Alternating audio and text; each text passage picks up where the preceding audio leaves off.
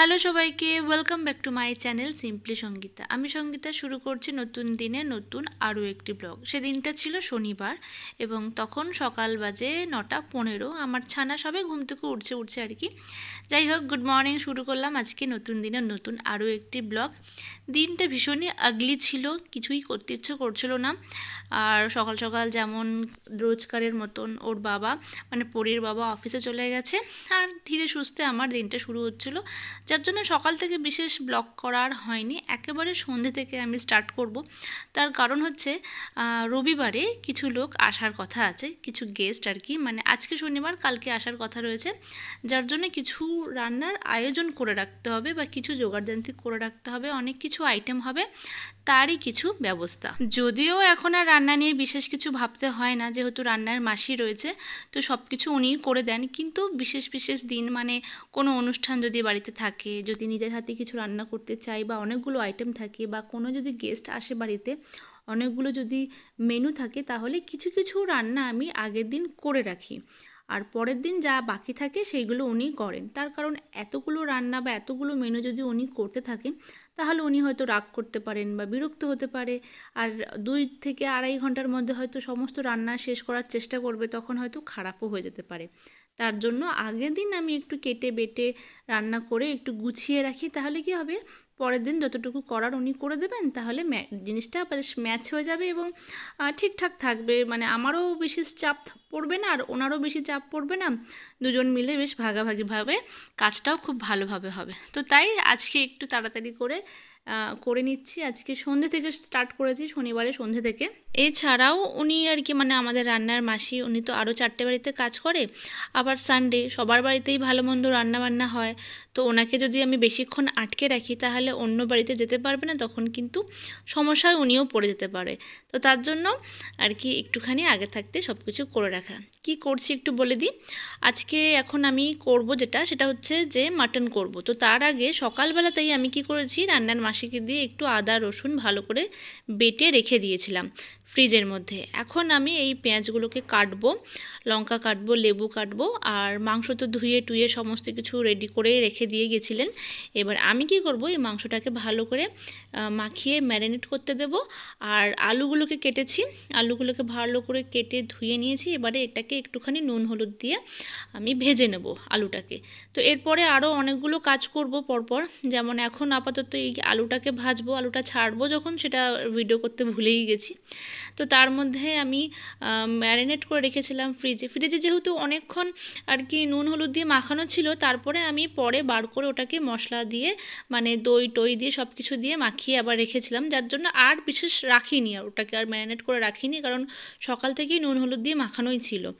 এবারে আমি কি করলাম, যে কড়াইয়ের মধ্যে একটু ঘি দিয়ে পেঁয়াজগুলোকে ভাজতে দিয়ে দিলাম মাংসের জন্য। আর এখানে যে দেখতে পাচ্ছ, এটা হচ্ছে ভেটকি মাছের ফিলে, এটাকে আমি একটুখানি নুন হলুদ দিয়ে আর একটু লেবু দিয়ে এটাকেও আমি ম্যারিনেট করে রেখে দিলাম। তাতে কি হবে, নুন হলুদটা ভালো করে ঢুকে যাবে আর এই মাছের ফিলের মধ্যে। আর ওই দিকেও কিন্তু ম্যারিনেট করে আমি রেখে দিয়েছিলাম মাটনটাকে। দেখাচ্ছি খুব চটপট, কিন্তু একটু ধীরে সুস্থেই করেছি, সময়ের সাপেক্ষ নিয়েই, কারণ সন্ধ্যে 7টা থেকে 7:30টার মধ্যে আমি স্টার্ট করেছি রান্না বান্না। আমার পুরো রান্না শেষ হতে হতে রাত 12টা বেজে গেছিলো। আর কি কি আইটেম করেছি সেইগুলোও দেখাবো। এইদিকে আমি মাংসটা কড়াইতে বসিয়েও দিলাম তোমাদের সাথে কথা বলতে বলতে, কারণ অনেকটা সময় লাগবে এই মাটন কষাতে, যার জন্য বেশি সময় আর দিলাম না ম্যারিনেট করে রাখতে।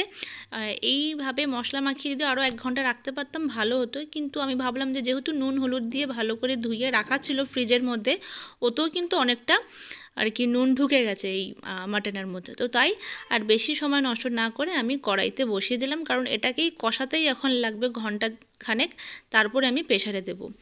এইদিকে আবার কি করলাম, বেশ আরও কিছু আমি আলু কেটে ভালো করে গ্রেট করে নিচ্ছি, কারণ আমি একটু ঝুরি ঝুরি আলু ভাজা বানাবো, তাই একটু মানে কি বলবো, নিমন্ত্রণ বাড়িতে বা বিশেষ আর কি ভুরি ভোজা যেরকম হয় না বাড়িতে, ঠিক ওরকমই একটু আয়োজন করার চেষ্টা করছি।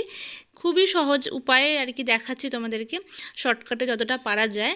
ভালো করে গ্রেট করে নিয়েছি, দিয়ে আমি সঙ্গে সঙ্গে কিন্তু জলের মধ্যে ভিজিয়ে রেখেছিলাম আলুগুলোকে, কারণ লাল হয়ে যেতে পারে।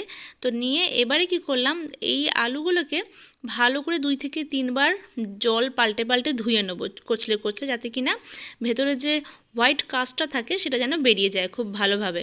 যতক্ষণ না পরিষ্কার জল হচ্ছে ততক্ষণ অবধি এই আলুগুলোকে ভালো করে জল পাল্টে পাল্টে ধুতে হবে, এবং দেখবে পরিষ্কার জল যখন চলে আসবে অটোমেটিক্যালি বুঝতেই পারবে যে আমাদের পুরো প্রসেসটা কমপ্লিট হয়েছে। আবার মাঝখানে চলে এলাম এই মাটনটাকে কষাতে, কারণ এই কষাতেই সময় লাগে অনেকখানি, বললামই।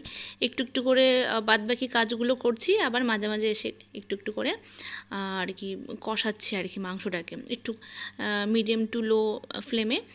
আর দেখো অনেকটা কিন্তু বেশ লালচে রং এসে গেছে এবং খুব ভালো মতন কিন্তু মনে হচ্ছে ভাজাও হয়েছে। কিন্তু এই মাটনটা 1 ঘন্টা যে আমি এই কষাচ্ছি ভেবো না যে দেখতে খুব ভালো লাগছে, জুসি লাগছে বলে টুক করে একটা টুকরো খাওয়া যাবে, একদমই না। ভীষণই শক্ত মাটন, কখনোই কিন্তু এই কষা মাংস খাওয়া যায় না। যদি না আমি 3 থেকে 4 ঘন্টা একই রকমভাবে কষাই তাহলেই কিন্তু খাওয়া যায়। আমার মনে আছে আমি এরকম কষাচ্ছি, দেখতে তো খুব ভালো লাগছে। তো পরীর বাবা একটা টাইমে, অনেক দিন আগেকার কথা বলছি, এক সময় এরকম আর কি এক টুকরো নিয়েছে, দেখি খেয়ে কেমন লাগছে। বলছে খেতে তো খুব ভালো হয়েছে কিন্তু শক্ত একদম, ভেতরে কাঁচা। আমি বললাম জানতাম আমি, কারণ যেই মাংসকে 6খানা সিটি দিয়ে নরম করতে হয় সেই মাংস 1 ঘন্টা কষানোতে কিচ্ছু হয় না। জাস্ট আমি একটু কষাচ্ছি এই কারণে যাতে মশলাটা খুব ভালো মতন ভেতরে ঢুকে যায় আর একটু মানে মাটনটা একটু ভাজা ভাজা হয়। তাহলে কি হবে, যখন সেদ্ধ হবে আরও জিনিসটা খুব জুসি ব্যাপারটা থাকবে। তো তাই এই হলো ব্যাপার। যাকগে ওখানে টুকটুক করে কষানো হয়ে গেলে আমি প্রেসারে দিয়ে দেবো গরম জল দিয়ে। এখানে এবার আমি একটু চাটনি করব আনারসের। একসঙ্গে অনেকগুলো রান্না করছি, কি কি রান্না করছি সেগুলো তো বললামই না। তো এখানে আবার একটুখানি আমি আনারসের চাটনি বানাবো, তার জন্য বাবা একটু আনারসটা কেটে দিল। এবারে আমি ওই ভেতরে যে চোখ মতন থাকে সেইগুলোকে কেটে কেটে বার করে পিস পিস করে আমি কুচিয়ে ভালো করে কেটে নিচ্ছি। আর কিছুটা আমি টুকরো রেখে দেবো আনারসের, আর বাকিটা আমি একদম মিক্সিতে গ্রাইন্ড করে নেবো, একদম জুস মতন করে নেবো। কিন্তু কোনো কিছুই ফেলবো না, যেমন আর কি মিক্সার গ্রাইন্ডারে ফেলার পর যে জুস টাইপের থাকবে, আর ভেতরে যদি একটু একটু করে থেকেও যায়, মানে একটুখানি যদি টুকরো থেকেও যায় কোনো অসুবিধা নেই, ঠিক এইরকম টাইপের দেখতে হবে, একদম সাদাটে। তো যাই হোক, এবারে আমি কি করব, ওইদিকে আমি আলুটাকে কিন্তু ভালো করে ধুয়ে একটা ঝাঁঝরির মধ্যে শুকাতে দিয়েছি বেশ অনেকক্ষণ, 20 থেকে 25 মিনিট আর কি। আর এদিকে আমি আবার আনারসের চাটনিটা করতে চলে এলাম। কিছুই না, কড়াইয়ের মধ্যে একটু জল দিয়ে, আর ঘরে যে পুজো হয় মিশ্রি, চিনি বা হচ্ছে নকুলদানা, সেগুলো সব এক জায়গায় রেখে দিত। বাড়িতে সব সময় রাখাই থাকে, আর বিশেষ বিশেষ কোনো একটা দিনে যখন চাটনি হয় বাড়িতে, তখন এই প্রসাদগুলো আমরা কাজে লাগাই। কারণ এমনি সময় তো বাড়িতে অত মিষ্টি কেউ খায় না, রেগুলার তো পুজোর প্রসাদগুলো জমাই হয়। তো আমি ঠিক করেছি যখন চাটনি বাটনি হবে তখন এই এই চাটনির মধ্যে প্রসাদগুলো দিয়ে দেবো। তো দেখতেই পারলে তেলের বদলে জল দিয়ে ভালো করে চিনিটাকে, চিনি বা ওই নকুলদানাকে একটু ভালো করে গলিয়ে নিয়ে, খুব ভালো করে না করলেও হবে, একটুখানি যখন বেশ একটু গলে গলে এসেছে তার মধ্যেই আমি দিয়ে দিলাম ওই আনারসের জুসটা, বা পুরো ওই আনারসের যে পেস্ট আমি করেছিলাম সেটাকে। এবার ভালো করে এইভাবে ফুটবে, ফুটতে ফুটতে যখন এরকম উপরে ফেনা ফেনা মতন হবে এটাকে আমি ফেলে দিচ্ছি। আর এইভাবে ফেলতে ফেলতে যখন পুরো ফুটে ফুটে একদম গাঢ় হয়ে যাবে চাটনিটা, ব্যাস আমাদের আনারসের চাটনি কিন্তু একদম রেডি। আনারসের চাটনি কিন্তু সবথেকে সহজ, আমি জানতাম না করতে, ফার্স্ট টাইম আমি আনারসের এই চাটনিটা করে দেখলাম, ভীষণ ভালো হয়েছে। তোমরাও কিন্তু বাড়িতে ট্রাই করতে পারো। এরপর উপর থেকে তোমরা, আমি যেরকম একটু কিশমিশ আর কাজু বাদাম দেবো, চাইলে তোমরা এখানে আমসত্ত্ব, তারপর হচ্ছে চেরি দিতে পারো, সুন্দর আর কি লাগবে দেখতে।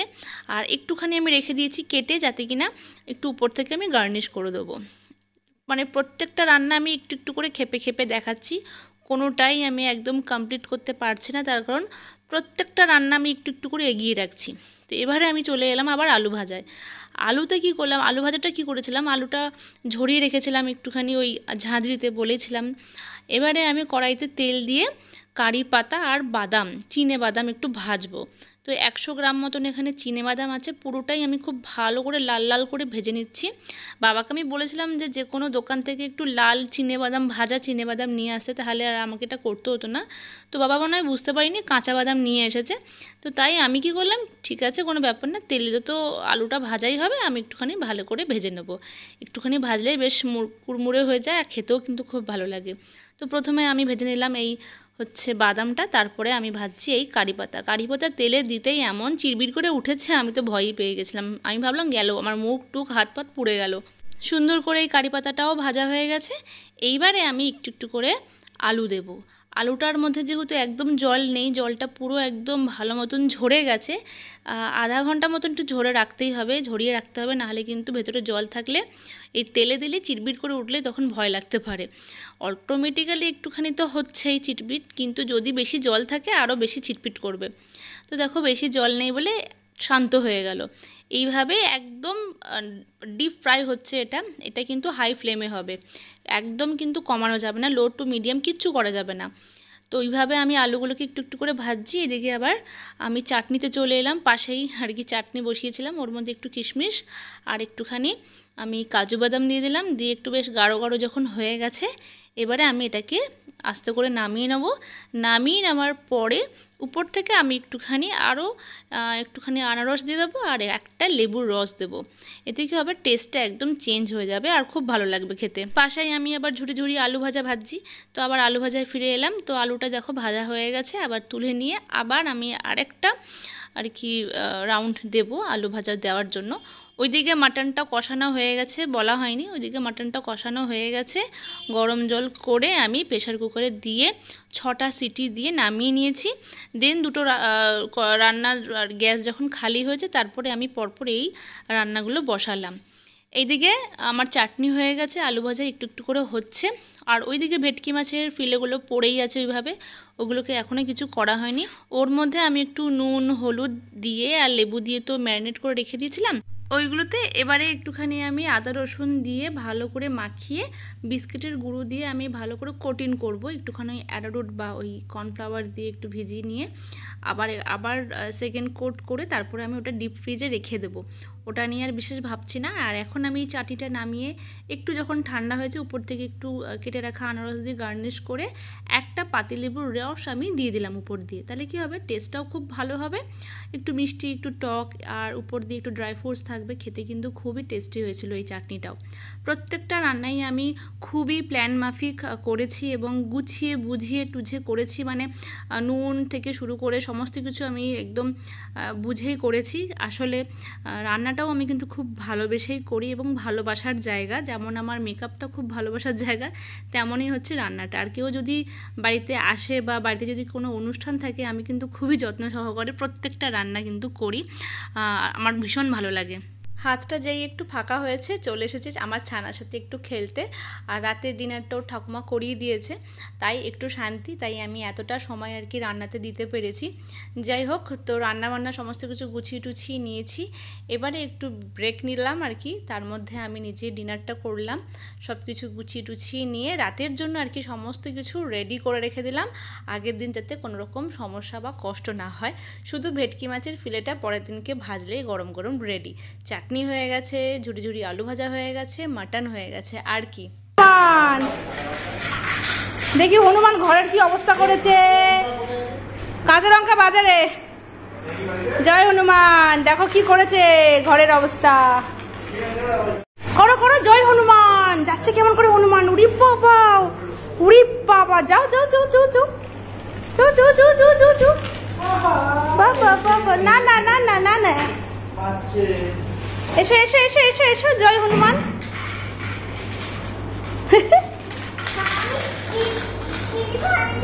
আমি কিছু করিনি, বাবা বাবা বাবা বাবা, মেরে দিয়ে কিছু করিনি, রিমোটটা দেবো।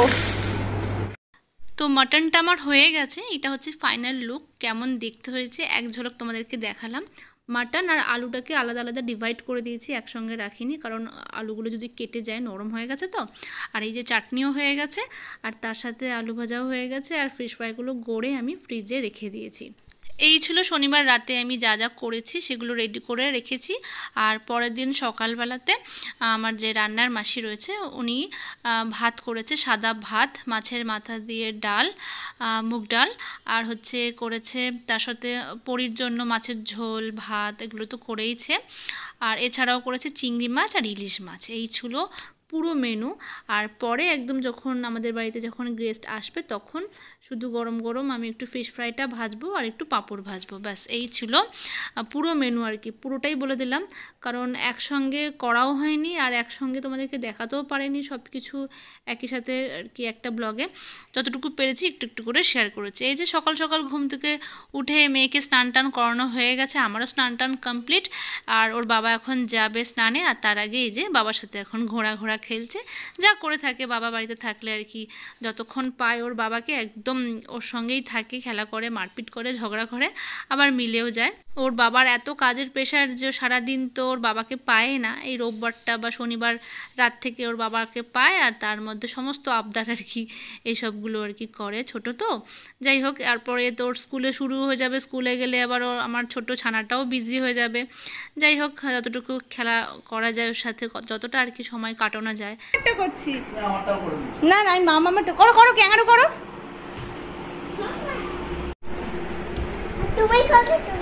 মামা তুমি করো, তুমি করো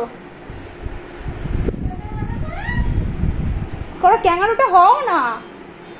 এই যে আমার দিকে তাকিয়ে, আমার দিকে তাকিয়ে, ডান দিকে ক্যাঙ্গারুটা হও। আচ্ছা, এবারে চলে এলাম আবার রান্নায়। তো এখন এই যে ফিশ ফ্রাইগুলো ভাজবো, কারণ আমাদের বাড়িতে গেস্ট এসে গেছে যাদের অপেক্ষা আমরা করছিলাম। তো তোমাদেরকে একটুখানি বলে রাখা ভালো যে আমি সবাইকে আর কি ক্যামেরার সামনে আনবো না বা ভিডিও করব না, কারণ সবাই তো ক্যামেরা ফ্রেন্ডলি হয় না, আর সবাই সবটা পছন্দ করে না, সেরকম বুঝেই আমি আমার ব্লগটা করি। যেহেতু রান্নাবান্না করেছি সেই সব কিছু তোমাদের সাথে শেয়ার করলাম, কি কি আইটেম করছি, কীভাবে করলাম বা কি আয়োজন করেছি, সেই সব কিছুই আজকের পুরো ব্লগটা নিয়ে। আমি ব্লগে হয়তো সবাইকে দেখাবো না, কিন্তু একটুখানি বলে দিই কারা আসলে আমাদের বাড়িতে গেস্ট হিসেবে কারা এসেছিল।